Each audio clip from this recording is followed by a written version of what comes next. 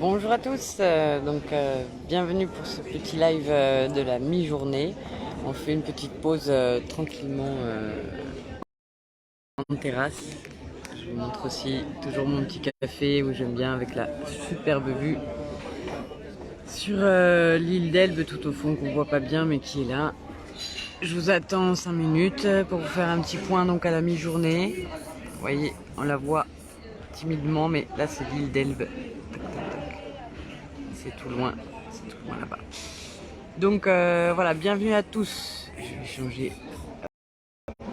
Tac. Je vais pas vous faire de petites chansons, je suis au restaurant là, je vais me faire une petite pause. Juste pour vous faire le point de la mi-journée. Santé, un peu de vitamine C pour redonner du moral.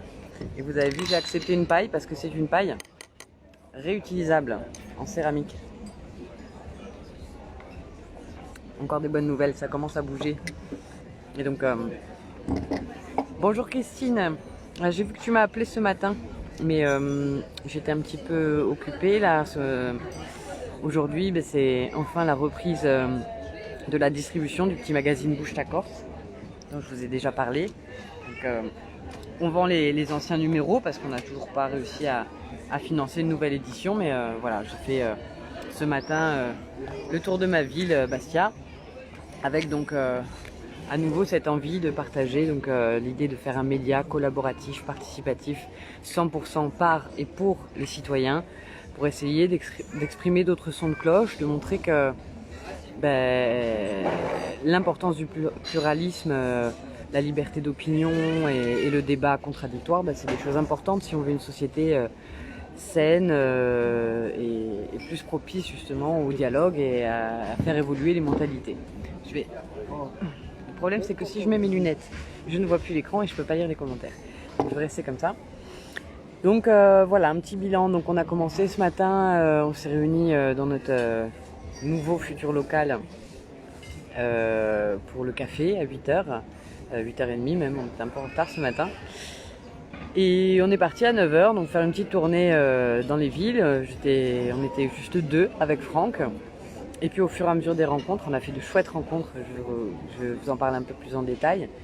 Mais voilà, j'ai réussi à distribuer 10 journaux, Franck 3, et surtout on a rencontré deux nouvelles recrues, donc deux jeunes qui ont à peu près 25 ans, qui sont dans une situation vraiment pas facile en ce moment. Et du coup, on les a, on les a rencontrés comme ça en distribuant. Il m'a expliqué un peu sa situation. Au début, il faisait la manche en fait, l'un des deux jeunes. Et je lui ai dit, écoute, moi je suis plus en possibilité de pouvoir te proposer une petite activité plutôt que de te donner 2-3 sous. Mais si tu veux, tu me suis et je te montre un peu comment ça se passe le colportage, quel est le discours à tenir.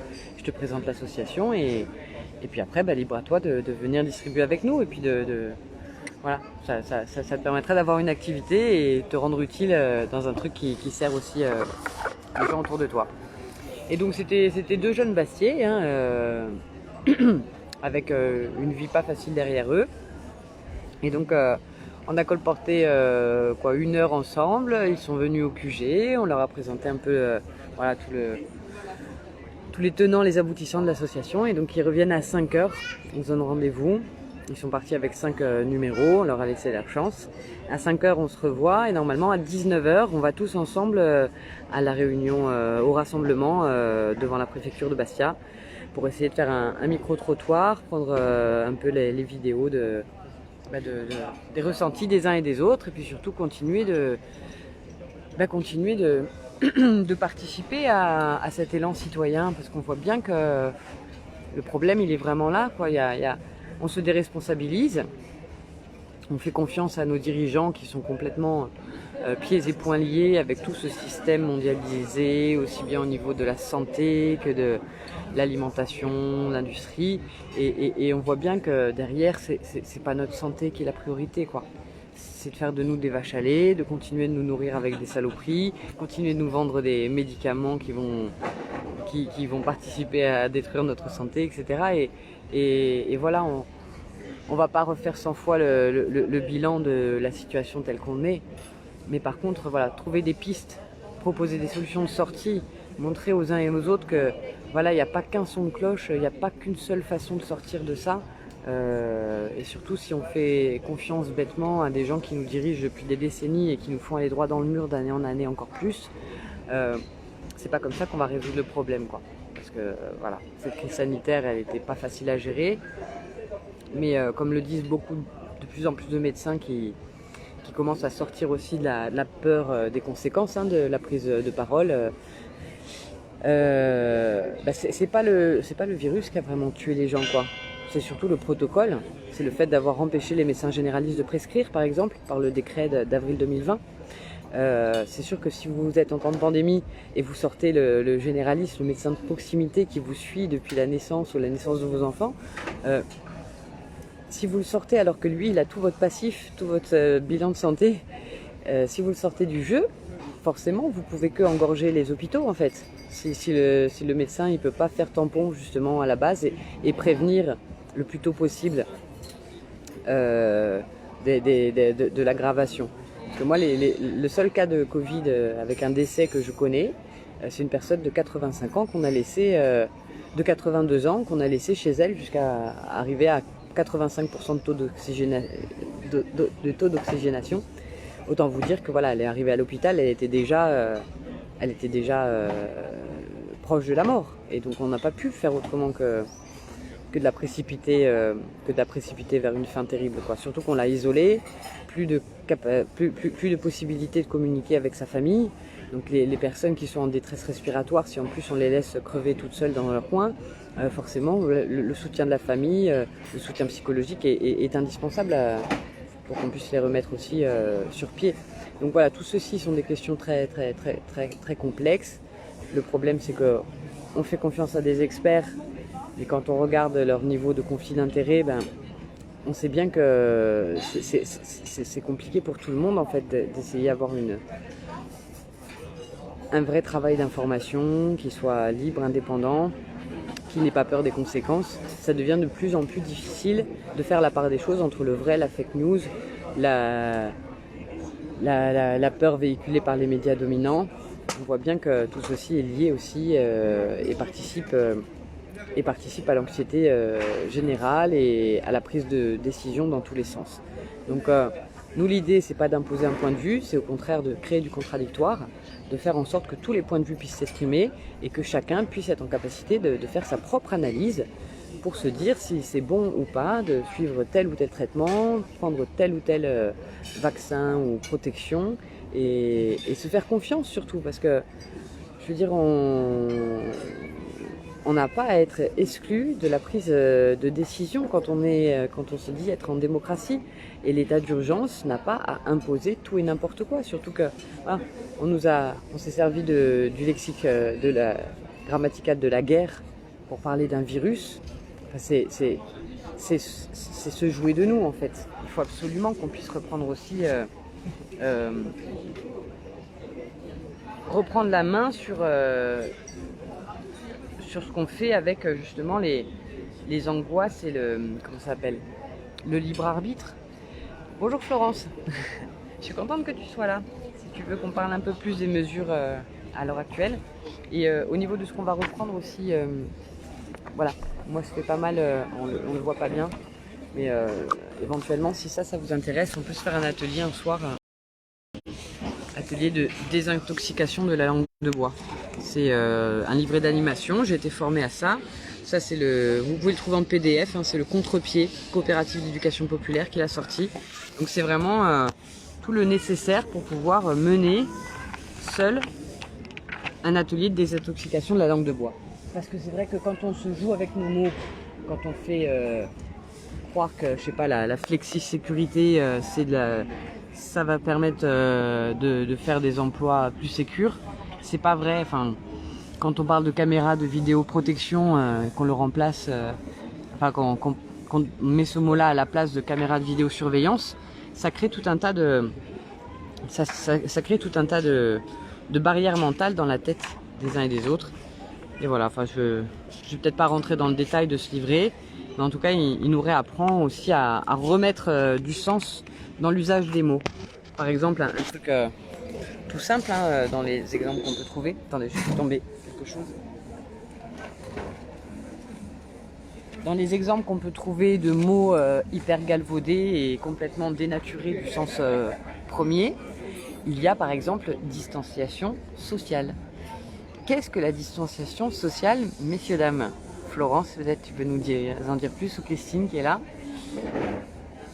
Je vous laisse répondre si jamais, hein. C'est pas une colle. Hein.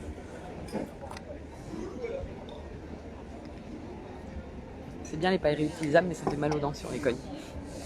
Bref. Donc qu'est-ce que la distanciation sociale? Personne n'est là pour répondre. J'attends encore.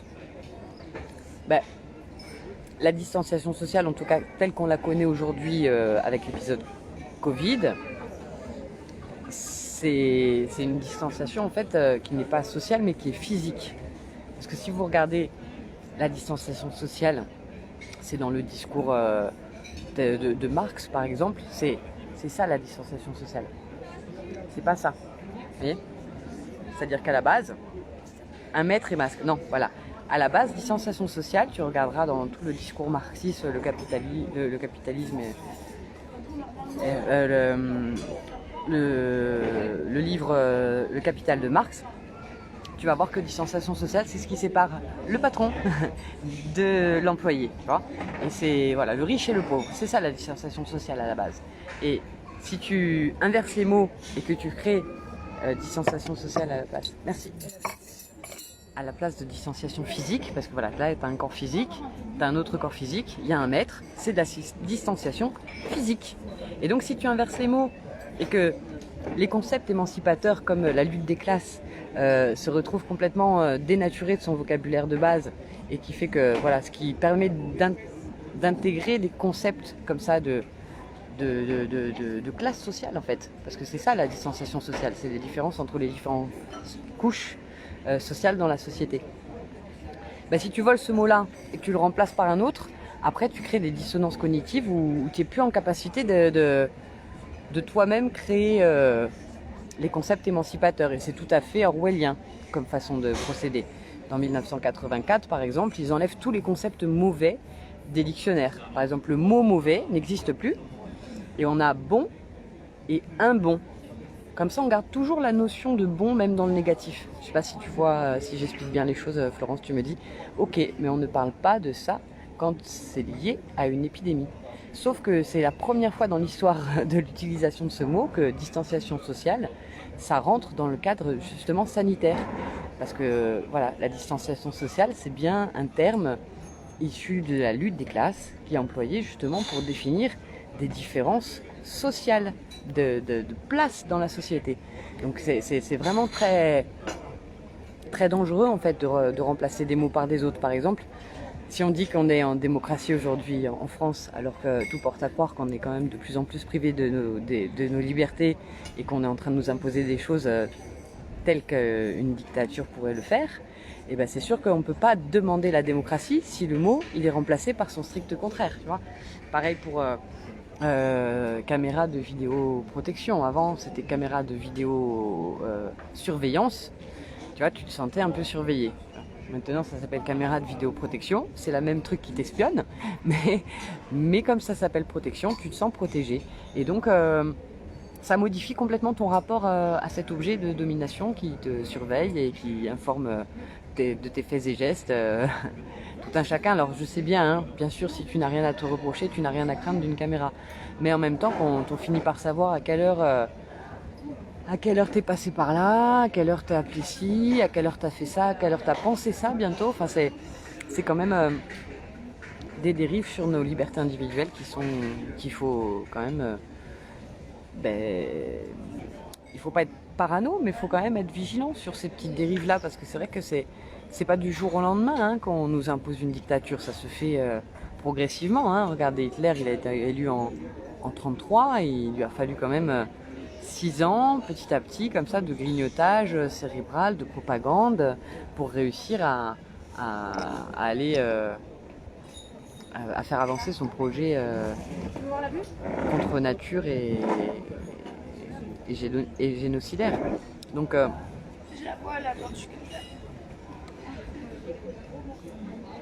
bonjour Nini, ça va? Bah écoute, Ça va bien, ce matin je me suis levée un peu trop tard, donc j'ai filé directement au colportage. Ça s'est très bien passé, je suis contente parce que c'était le premier jour où je repars justement sur cette idée de diffuser le magazine, de trouver des fonds pour essayer de faire un autre média d'information. Et Florence qui nous répond: Florence, tu es bienvenue pour nous faire des articles avec du contradictoire. Et puis comme ça, on pourra faire des jeux de questions-réponses publiés un certain nombre de fois. Et puis ça permet de faire avancer les mentalités, tout ça. Que dire des anti-vax qui parlent d'apartheid et qui mettent l'étoile jaune à toutes les sauces? Génocide, collabo, dictature, c'est mieux. J'ai pas compris la fin. Mais ouais, je crois qu'à un moment donné, pourquoi on pourrait pas parler d'apartheid et pourquoi on pourrait pas mettre une étoile jaune? Je sais que ça rappelle les heures les plus sombres, on n'a pas envie de se rappeler ça, mais moi il me semble, en tout cas je suis allée au collège et au lycée, il me semble que quand on a fait venir des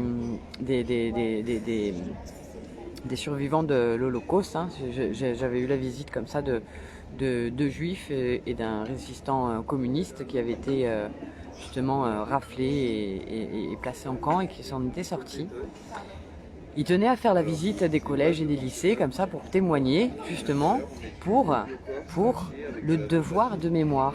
C'est ce qu'il nous disait, pour que plus jamais une situation comme celle-ci ne se reproduise vis-à-vis d'une population minoritaire, qu'elle soit de n'importe quelle religion, qu'elle soit de n'importe quelle opinion politique, parce qu'il faut le rappeler, il y a des juifs qui sont morts pour leur religion, mais il y a des communistes qui sont morts pour leurs idées, leurs opinions politiques. Donc le respect des victimes, c'est justement de faire en sorte que ces victimes-là ne soient pas mortes pour rien et qu'on se souvienne que justement c'est par des glissements de sémantique, c'est par des restrictions de plus en plus strictes, autoritaires, c'est sans la moindre concertation qu'on a vu arriver le Troisième Reich. Et je suis désolée de faire un parallèle qui soit aussi monstrueux que ça, mais quand on voit comment ça s'est dégradé en un an, et comment petit à petit on nous parle de passe sanitaire, tout ceci pour lutter contre un virus qui, force est de constater, Florence, tu peux le reconnaître quand même, au niveau des nombres de morts annoncés et ce que ça a donné au résultat, je suis pas sûre qu'on puisse parler de pandémie. C'est simple quand même. S'il n'y a pas de morts, il n'y a pas tellement de... Il n'y a pas tellement de raisons de mettre en place... je ne dis pas qu'il n'y a pas de mort, je dis que par rapport à ce que touche tous les ans la grippe, par rapport à tous les morts que font le cancer, l'AVC, la pollution, je pense qu'il y a un certain deux poids, deux mesures justement entre les mesures qui ont été faites sur le Covid et les mesures qui sont faites par exemple pour empêcher les grandes surfaces de vendre des substances cancérigènes ou empêcher les agriculteurs de répandre du glyphosate dans leurs champs. Alors qu'on sait que la conséquence, elle est peut-être moins rapide qu'un Covid pour une personne très âgée dont les soins ont été pris très tard.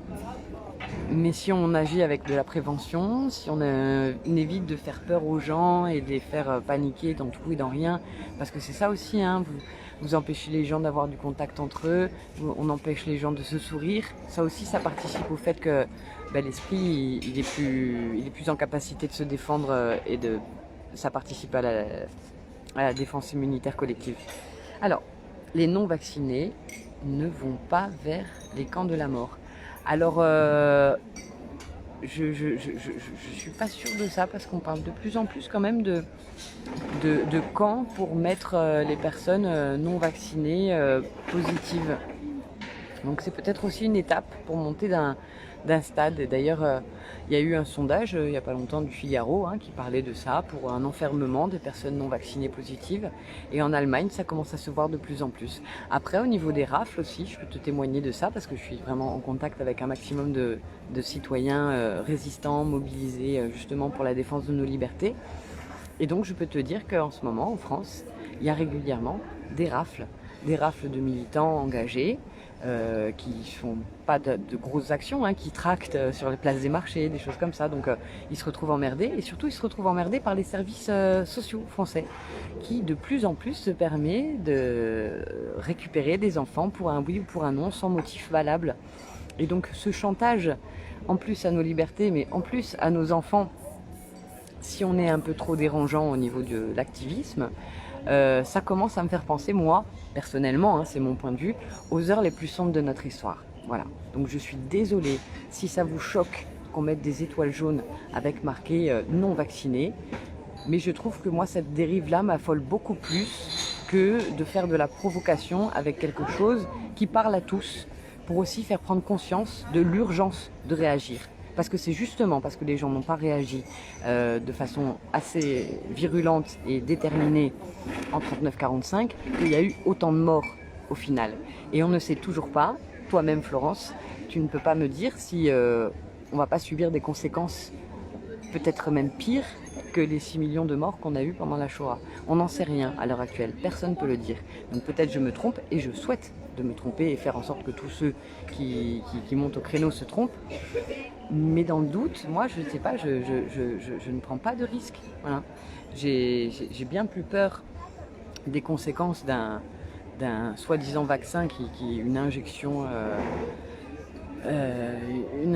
sur laquelle on n'a pas beaucoup de recul. J'ai bien plus peur des conséquences au vu de tous les scandales sanitaires qui peuvent exister depuis l'invention de l'industrie pharmaceutique. Surtout quand je les vois qui signent des décharges pour ne pas assumer les responsabilités d'un éventuel effet secondaire. Voilà, moi j'ai bien plus peur de ces effets secondaires plutôt que d'une maladie sur lequel, bah voilà, si tu as une bonne alimentation, si tu prends régulièrement quand tu as besoin des petits coups de mou, tu prends de la vitamine C, de la vitamine D, de la vitamine E, l'huile de foie de morue, hein, je suis désolée, mais ça a longtemps préservé nos grands-parents de tout un tas de maladies infantiles. Et bon, c'est peut-être pas bon, mais en tout cas, ça a fait ses preuves. Et surtout, ça n'enrichit pas. Y a 10 milliardaires de plus depuis l'épisode Covid quand même. Donc on peut se demander à qui ça sert. Je sais, des rafles, non, mais franchement, je connais moi aussi beaucoup d'opposants au gouvernement. Ils n'ont connaissance d'aucune rafle. Et ben, je te demande de regarder du côté du CNT. Je peux te dire que là, tout le mois de juin, on a flippé pour plusieurs représentants régionaux qui se sont fait embarquer à 6h du matin sans motif réel. Pendant une semaine, il y en a un, on ne savait même pas où il était. Et c'est parce qu'on a commencé à communiquer en disant regardez, il se passe des rafles en France à l'heure actuelle parce qu'il y a des opposants politiques et ils disparaissent le matin, on vient les chercher, on ne dit pas où ils sont, même leurs avocats ne savent pas où ils sont et on essaye de leur mettre le tampon terroriste, etc. Enfin c'était assez folklore, hein, surtout pour des mecs qui n'avaient fait que le seul acte de résistance c'était de tracter des petits papiers dans les rues, quoi. Donc moi je te parle de rafle. Je suis désolée si tu n'as pas encore l'information, ben je te donne volontiers les contacts des personnes que tu pourras contacter pour être sûr que je ne dis pas n'importe quoi. Mais oui, je te parle de rafle et je te parle surtout de rafle d'enfants mineurs. Parce qu'il n'y a pas que les parents qui sont inquiétés. Pour les faire taire, de plus en plus de gens se retrouvent avec les services sociaux aux fesses. Et énormément de gens qui n'ont rien à voir, qui n'ont jamais été violents, qui n'ont jamais eu aucun problème avec la police et rien, juste parce qu'ils militent, ils sont gilets jaunes, ils sont activistes, altermondialistes, ils ouvrent leur bouche sur la gestion du Covid. Et je t'assure que depuis un an, petit à petit, énormément de gens se sont retrouvés avec voilà, des contrôles réguliers, aussi bien des services fiscaux que des services sociaux, donc des services de l'État français, qui vient te détourner aussi de ton militantisme, parce que plus tu as d'ennuis, moins tu es propice à t'investir... Pardon. Moins tu es propice à t'investir dans des projets qui donnent du sens autour de toi, parce que tu es dans la merde et forcément tu essaies de sortir de là, quoi. On a Grégo. L'étoile jaune, pour moi, c'est justement très approprié quand on va au fond des choses. Il parle d'injecter des enfants dans les écoles avec une substance en cours de test. C'est terrible. Je suis assez d'accord moi là-dessus et j'invite vraiment Florence à nous donner un peu plus d'infos sur ce qu'elle dit. Alors moi je peux pas, Florence, je peux pas cliquer sur les liens sinon ça va me faire quitter le live. Mais si tu veux nous dire un peu plus d'infos sur le lien Facebook que tu as partagé là. Il a été en garde à vue une journée. Non, j'ai pas dit ça. J'ai dit, c'est une femme qui m'a appelé. C'était un jeudi, donc c'était depuis le mardi qu'ils étaient venus, les gendarmes, devant les enfants et tout. Hein, et eux aussi, depuis, ils ont des services sociaux aussi aux fesses.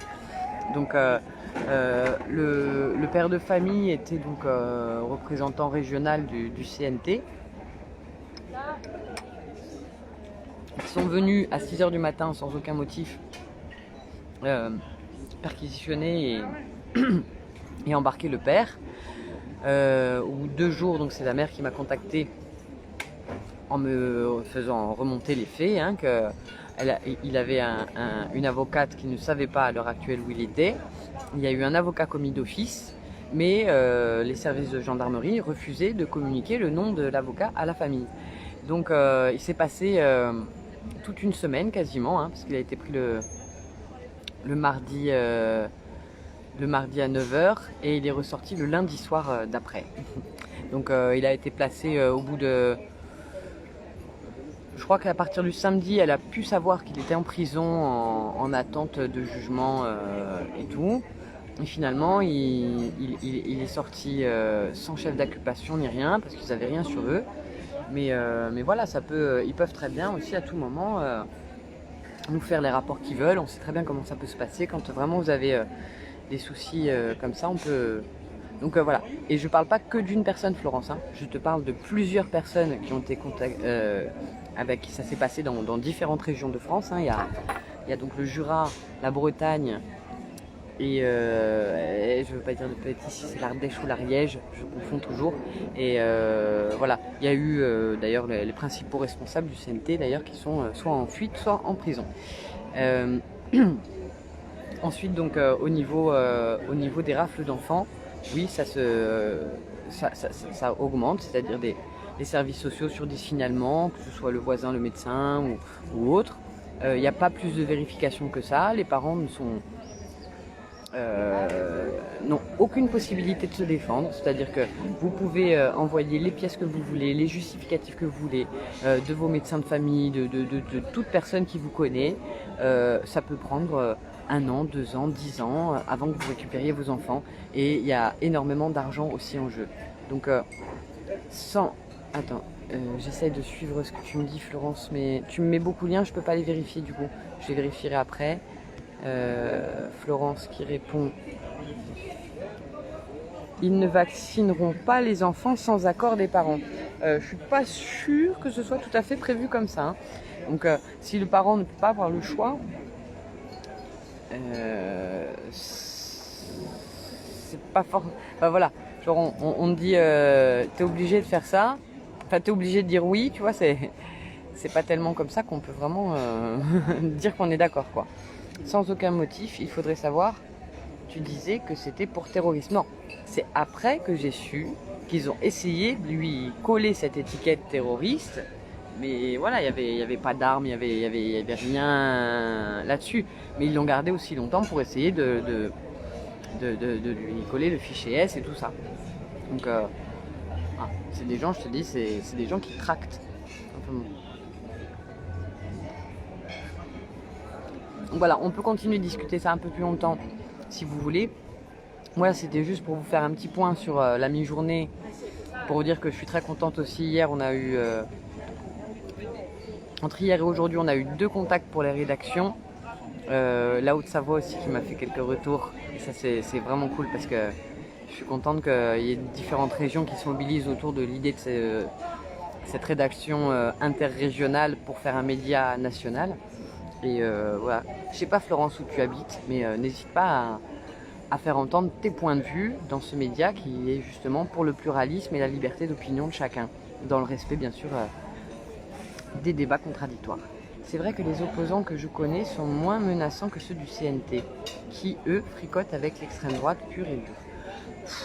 Tu sais ça Florence, ça commence à bien faire, tu vois, aussi bien le complotisme, l'extrême droite, le machin. On a l'impression que dès qu'on a du désaccord, on est forcément un facho, un négationniste ou un conspirationniste. Enfin voilà, à une époque c'était les communistes, à une époque, enfin On trouve toujours un bouc émissaire, que ce soit les francs-maçons d'un côté, l'extrême droite de l'autre, les gilets jaunes aussi, on a été catalogués de tout et de n'importe quoi. Ça commence à bien faire, on est tous des individus différents, on part tous de là où on se place, enfin où on est dans la société pour pouvoir regarder en haut, en bas, et donc on a le droit à la différence, tu vois. Arrête de dire que, voilà, moi je connais beaucoup de gens du CNT, ils ont rien à voir avec l'extrême droite, donc tu crées des amalgames, tu crées des divisions inutiles. On est là juste à se dire, voilà, on en a ras-le-bol de cette société, on veut trouver des solutions, et il y a certaines personnes qui trouvent que dans le CNT, bah, il y a plus de solutions. Moi par exemple, je suis pour le MCP, Mouvement Constituant Populaire, et ça prend tout le monde. Et au contraire, quand on arrivera à faire du dialogue entre les gens d'extrême droite et les gens d'extrême gauche, peut-être qu'on arrivera à trouver un juste milieu qui aille dans le sens de tout un chacun, en tout cas de la majorité. Ah, c'est quelqu'un qui veut monter. Lis les revendications du CNT. Écoute, moi le CNT, je te dis, je suis pas super fan. Mais après, voilà, s'il faut intégrer le CNT pour essayer de le rendre plus soft, parce qu'il y a tous les gens de gauche qui le fuient, et ben peut-être que c'est aussi un tort aussi des gens de gauche qui ne vont pas vers ces mouvements et qui laissent forcément la place à l'extrême droite. Tu vois. Donc faut arrêter de créer des divisions pour rien, diviser pour mieux régner, ça ne sert que les puissants. Et donc ça dessert la majorité. Je fais venir, il y a une personne qui veut venir, c'est cool. Laure, c'est la première fois qu'on se voit alors, je crois. On va voir ça. Ajout en cours. Laure ou Laure, je sais pas. Non, échec de la connexion. Essaye de refaire une demande, Laure, s'il te plaît. Donc, moi, le CNT, je te dis, je suis pas fan d'une part. Fiori, moi, il m'inspire pas une grande confiance. En général, j'aime pas trop les leaders et moi, je suis pas une leaduse. Hein. Je suis une émettrice de solutions, de choses, de gens que je trouve géniaux et que je trouve qu'il faudrait qu'ils aient plus la parole. Je suis pas du tout là pour être leaduse de quoi que ce soit. Je suis leaduse de ma propre vie. J'ai déjà suffisamment de mal à la gérer moi-même. Donc, si je peux essayer par contre de créer du lien, fédérer les gens les uns et les autres pour qu'on s'entraide et qu'on arrive à s'en sortir mieux dans la vie de façon individuelle en passant par le collectif, moi voilà, je fais ma part des choses. Après, je vais pas, si le CNT il est pas bien, bah, libre à moi de m'investir dans le CNT pour essayer d'insuffler d'autres sons de cloche. Libre à toi, pareil, parce que ce sont des mouvements citoyens et comme tout mouvement citoyen, bah, s'ils sont isolés ou s'ils sont infiltrés par un maximum de gens qui sont dans le même schéma de pensée, bah forcément, ça crée de la pensée unique. Donc, au contraire, il faudrait que ces mouvements-là soient beaucoup plus fédérateurs et qu'on permette un vrai débat d'idées dans ces trucs-là.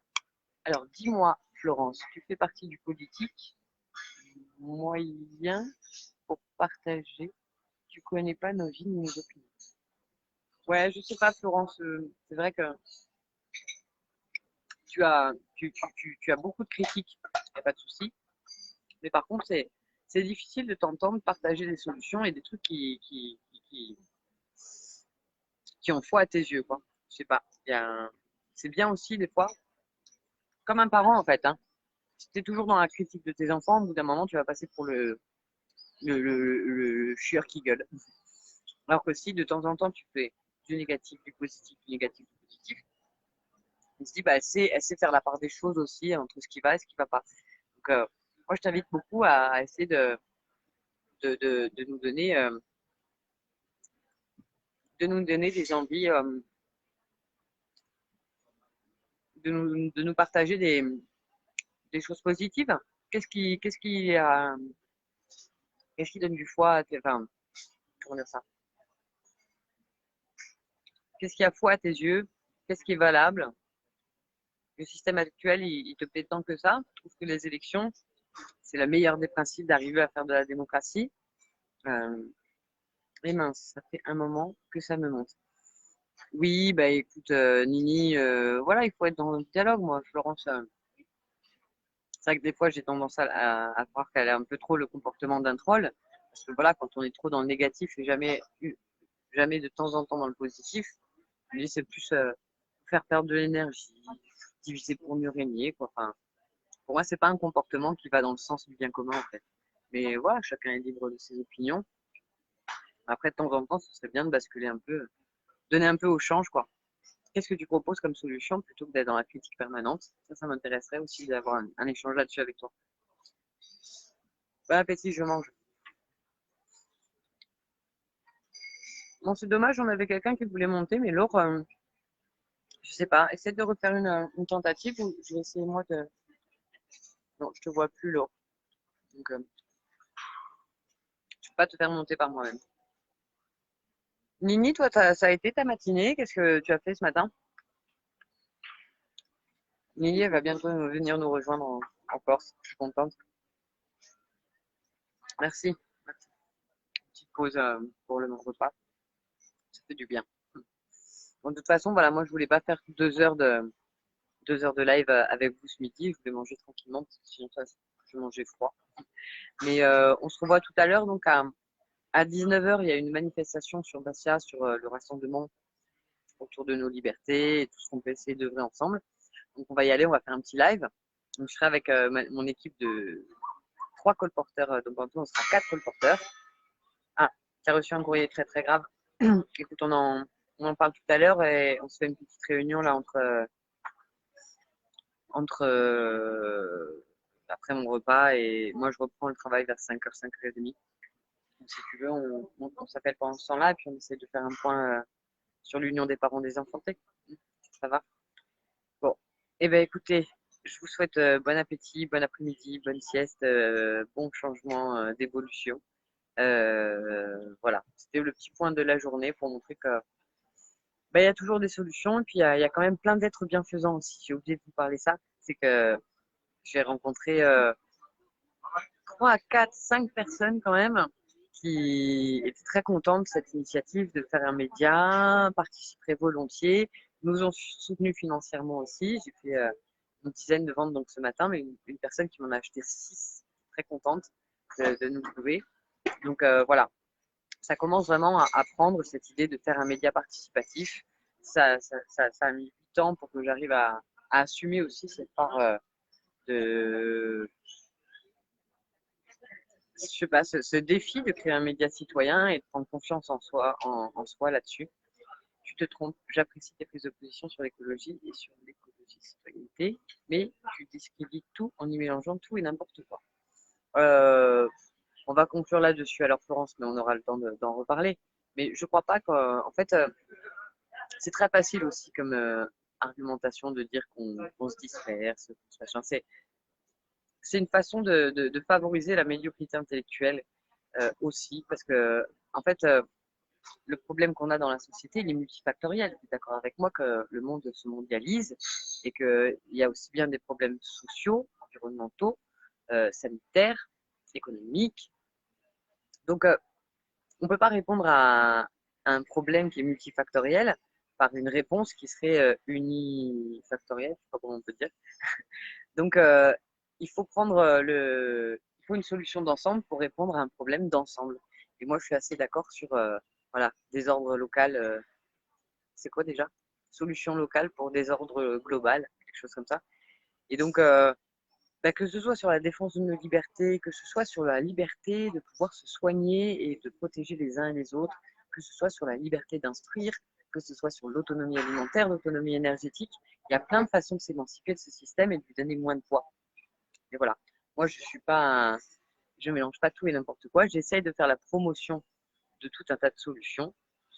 Et si je me trompe, je laisse la possibilité à n'importe qui de pouvoir contredire et argumenter dans le sens. Et on va réfléchir ensemble à la façon dont on pourra trouver la meilleure des solutions qui nous conviennent à tous. C'est ça que je défends. Donc non, je pense pas que je mélange tout et n'importe quoi. Et surtout, si tu as des sources du contradictoire et aussi des solutions hein, à apporter, hein, parce qu'il y a plein de gens qui font des choses formidables et sur lesquelles, voilà, plutôt que de s'attarder sur ce qui ne va pas, on pourrait aussi choisir de les mettre un peu plus en valeur. Moi, par exemple, je connais une soignante qui vient à un domicile. Elle a évité un tas d'hospitalisations à des personnes très très âgées, tout ça en donnant de l'huile de foie de morue et voilà, en continuant d'avoir du lien avec les personnes âgées, en continuant de venir sans masque et dans son bilan. Et je te dis, elle a sauvé pas mal de personnes âgées du protocole et voilà, elle a pas suivi du tout la façon dont le gouvernement nous imposait d'envoyer les gens enfin de laisser les gens au domicile avec du Doliprane et de les envoyer une fois qu'il était trop tard à l'hôpital, par exemple. Donc tu sais, voilà. Moi, je crois qu'il faut sortir surtout des amalgames entre les uns et les autres. Voilà, tu discrédites tout. C'est tellement, c'est tout blanc ou tout noir, quoi. Tu vois. Enfin, non, je donne du crédit à certaines choses. Il y a d'autres sur lesquelles j'accorde moins de crédit. Et puis surtout, si quelqu'un peut me montrer que je me trompe, j'accepte volontiers de me tromper. J'ai pas d'ego là-dessus qui va, euh, voilà, me faire avoir honte ou quoi. J'ai le droit de me tromper comme n'importe quel être humain. Et si j'estime par contre que ma voix n'est pas assez entendue ou qu'on m'impose des choses qui n'ont pas de sens, j'estime pouvoir le faire parce que justement je suis en démocratie et qu'on laisse voilà, la liberté d'opinion à chacun et la liberté d'agir aussi. Donc voilà, ben, je vous remercie pour ce petit échange. J'espère que voilà, vous serez là nombreux ce soir à Ajaccio et à Bastia, et puis dans toutes les autres villes de France où on continue de poursuivre cette mission d'éducation populaire, où on essaye de montrer aux uns et aux autres que bah, le dialogue, ça permet de faire avancer énormément la société, et que c'est pas en imposant les choses qu'on va résoudre ce problème de crise sanitaire. Voilà. Donc, et encore moins la crise économique. Donc merci à tous. À tout à l'heure. Bon appétit pour ceux qui n'ont pas encore mangé. Et puis, bonne continuation. N'hésitez pas à nous suivre. Et forza, speranza et libertà. Ciao.